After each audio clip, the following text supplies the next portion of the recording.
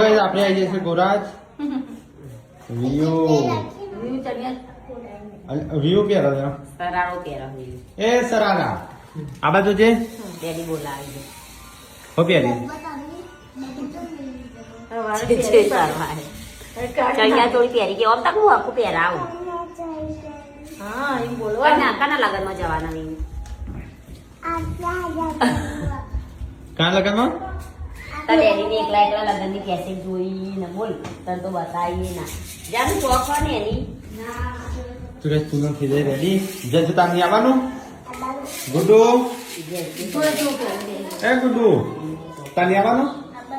તો જલ્દી તૈયાર થઈ જાઓ